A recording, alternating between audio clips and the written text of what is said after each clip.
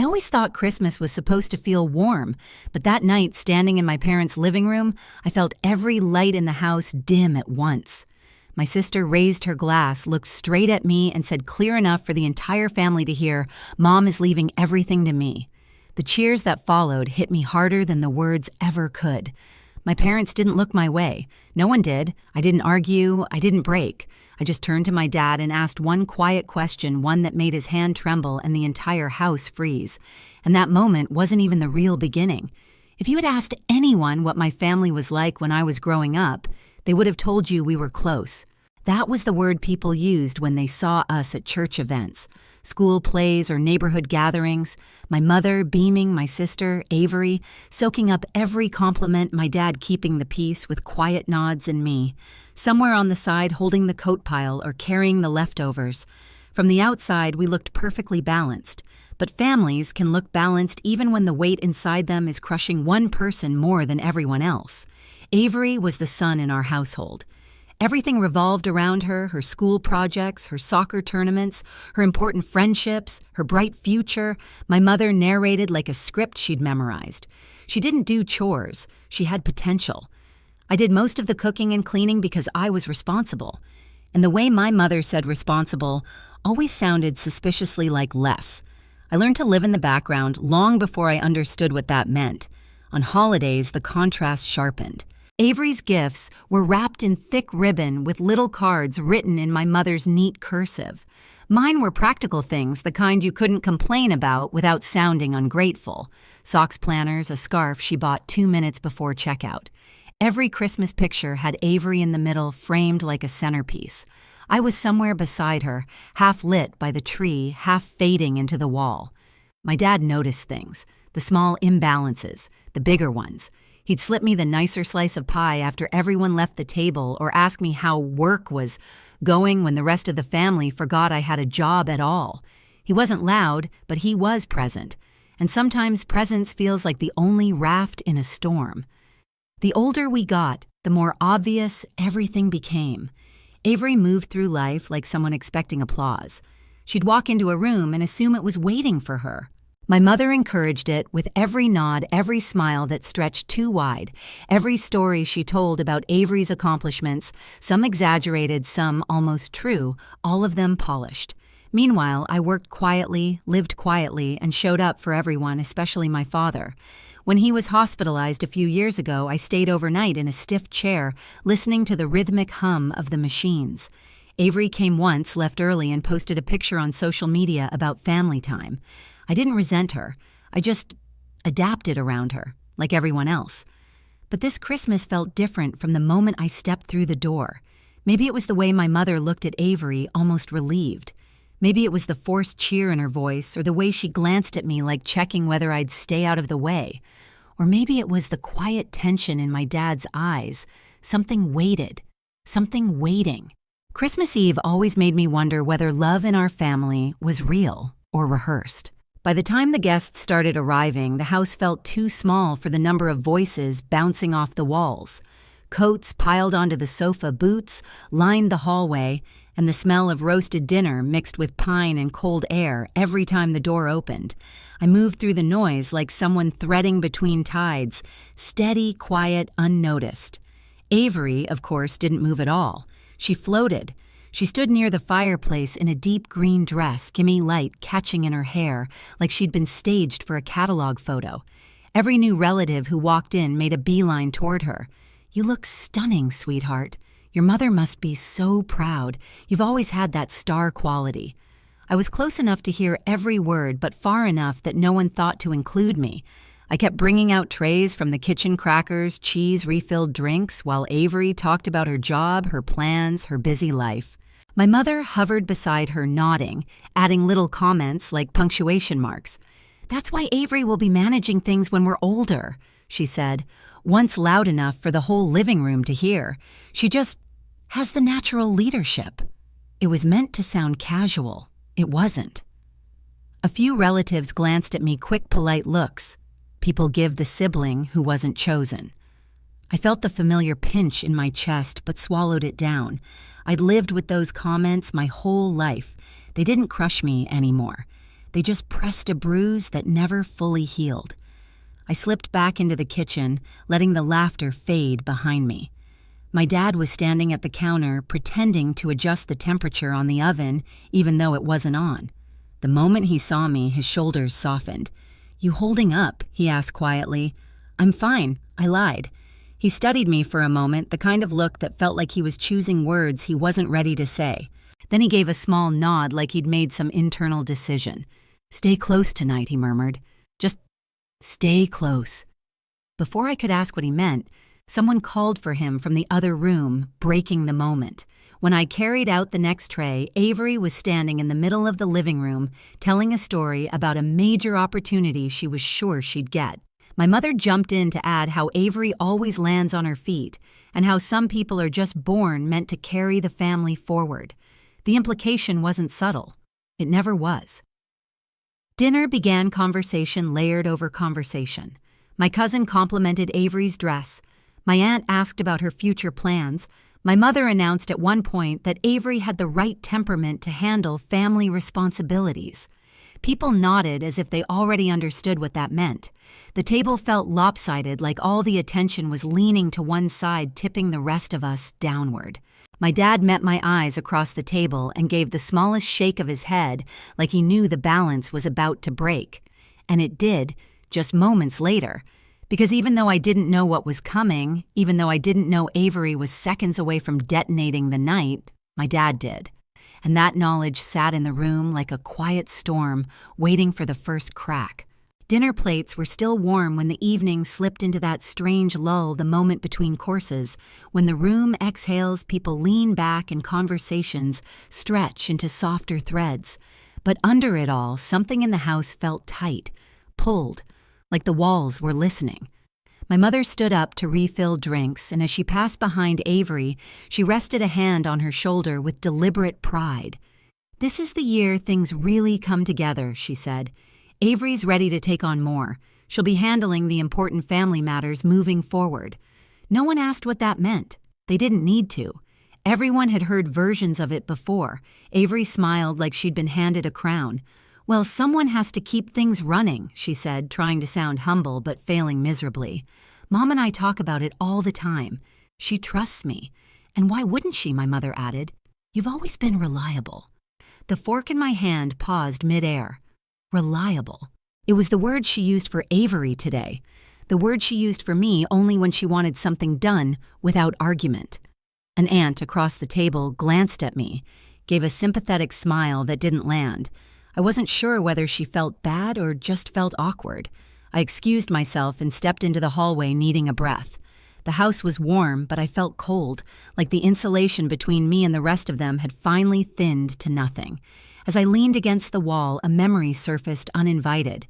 3 winters ago, my dad had been in the hospital for a week. Avery stopped by once, took a picture of her coffee beside his bed, then left early because she had a dinner thing. I stayed every night half asleep in those stiff vinyl chairs, adjusting his blankets, learning the rhythm of monitors. Nurses would peek in and whisper, "You're a good daughter." My mother never once thanked me, but she thanked Avery for showing up when it mattered. Remembering that now made my eyes sting. I walked into the garage to steady myself. The cold air hit my face, clearing the fog. The same string lights my dad hung years ago still lined the shelves, small warm bulbs that flickered like they were holding on out of loyalty. He and I used to talk out here when I was younger, when Avery was too busy being admired to notice. As I stood there staring at the tools on the wall, my dad stepped inside. "You okay?" he asked. I hesitated. "Mom's making it pretty clear who she wants running things." He nodded, eyes softening. "She's been doing that for years." "I know," I said quietly, "but tonight, it feels like she's erasing me entirely." He exhaled slowly, like he'd been carrying the weight of that truth for too long. "Emily," he said, stepping closer, "you're not invisible. Not to everyone." His voice had a tremor, small but telling. I searched his face. Something was there, something heavy he hadn't said. "Dad, is there something I should know?" He didn't answer.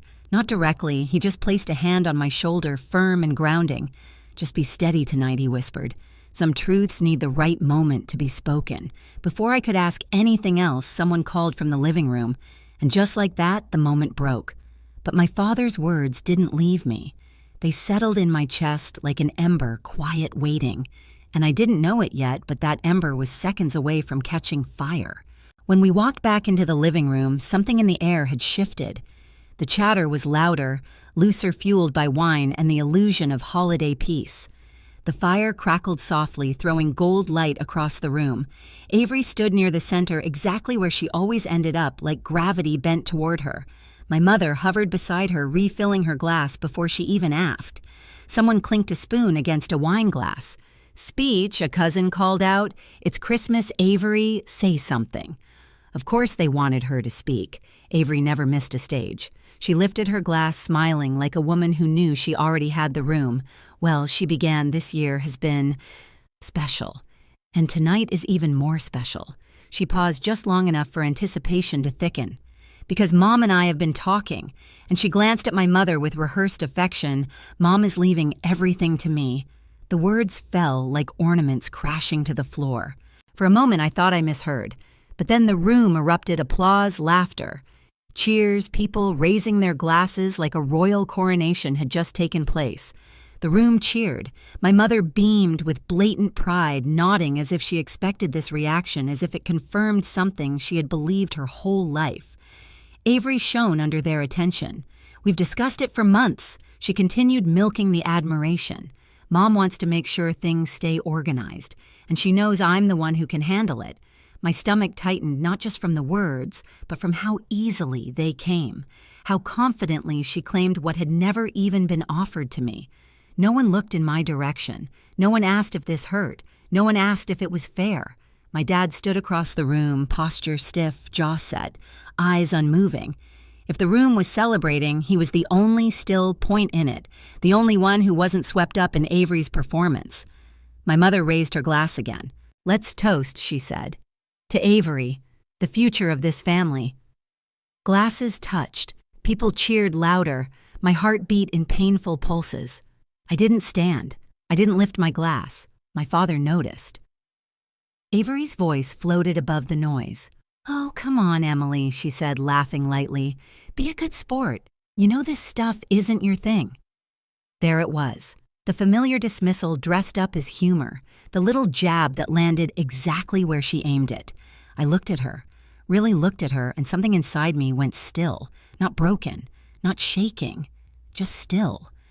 In that stillness, a dozen Christmases flashed through my mind, a dozen moments my mother pushed me aside so Avery could shine, a dozen times my father watched quietly, storing something behind his eyes, a dozen nights in the hospital chair when I held his hand while Avery updated her social media from a restaurant. And suddenly, the silence inside me shaped itself into one clear thought. Enough. I stood slowly. The noise dimmed around me like someone turning a dial. People noticed movement, heads turning. My mother frowned. "Emily, sit down," she whispered sharply. Avery smirked. "This isn't about you." But I wasn't looking at either of them. I turned to my father. "Dad," I said, voice steady, "want to share the real news." It hit the room like a dropped plate. His hand shook. It was subtle, barely visible, but undeniable. My father, a man who stayed calm in every storm, shifted his weight, eyes flicking from me to the guests to my mother. A tremor moved through his fingers as he reached for the envelope tucked behind a stack of napkins on the side table. Avery's smile faltered. "What news?"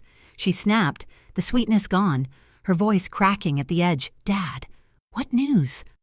The house fell silent. Every sound shut down at once. The laughter, the clinking glasses, even the crackle of the fire seemed to hush. The silence pressed in, thick and expectant. My father stepped forward. The envelope shook in his hand. "I wasn't planning to do this tonight," he said, voice low, carrying the weight of something long held. "But since we're making announcements—" My mother's smile stiffened. "What are you doing?" He didn't look at her, not once. He opened the envelope and pulled out a set of documents. "I updated my will months ago," he said, projecting his voice now, letting each word fall clean and heavy. "Everything I own, my savings, my property, my investments, goes to Emily." Gasps sliced through the silence. My mother's hand flew to her chest. "What you can't we discussed?" "No," he said, finally turning to her. You discussed, you planned, you pushed, but you didn't ask me, and you didn't treat both our daughters fairly. Avery stepped forward, panic flooding her face. Dad, this is insane. Mom already said I don't care what your mother said. His voice cracked like a whip. She can leave you whatever she has. But my estate, everything I've worked for, goes to the child who stood by me, the child who showed up, the child who cared. His gaze landed on me. Avery's face twisted. You're punishing me because I have a life, because I don't babysit everyone's feelings. No, he said quietly. Because you only show up when it benefits you. My mother grabbed his arm. You're making a scene. He shook her off gently but firmly. The only scene being made tonight is the one you two created by turning this family into a competition. Avery's voice rose frantic. This isn't fair. You can't do this. You can't just hand everything to her. Fair. My father's voice softened in the saddest way. You want to talk about fair? He looked at me again, and in that moment, the weight of every unspoken thing between us filled the room, the hospital nights, the quiet conversations in the garage, the way I had been present in ways no one else noticed. When he spoke again, his voice broke. One of my daughters treated me like an obligation, he said. The other treated me like family. Avery's mouth fell open. My mother stepped back as if the words physically hit her ear. No one moved. No one breathed. The silence cracked first, then everything else did. The shouting started almost immediately. Avery spun toward my mother, demanding explanations she clearly thought she was owed. My mother fired back, her voice sharp. Her pride shattered in front of the very people she'd tried to impress. Their argument tangled into a mess of blame and denial, each trying to rewrite the moment that had just unfolded. My father didn't say another word. He simply stepped to my side, placing a steady hand on my back, a quiet declaration that needed no audience. For the first time all night, I felt the ground beneath me stop tilting. Relatives avoided eye contact, unsure where to stand now that the room's brightest light had flickered out. Some nodded at me with an awkward sort of respect, like they were realizing they'd been applauding the wrong person for years. I slipped toward the front door, pulling my coat around me as the cold December air rushed in. Snow drifted under the porch light, soft and slow like the world outside. Had no idea my life had just split open in the best possible way. For the first time in years, I felt the cold and it didn't hurt. Walking down the quiet street, I realized something simple. Family isn't defined by who shines the brightest, but by who stands beside you when no one's watching. That night didn't break me, it finally set me free. If you've ever been treated like the invisible one, tell me your story below. I read every comment, and if this hit home for you, stay with me. There are more stories coming, and you won't want to miss the next one.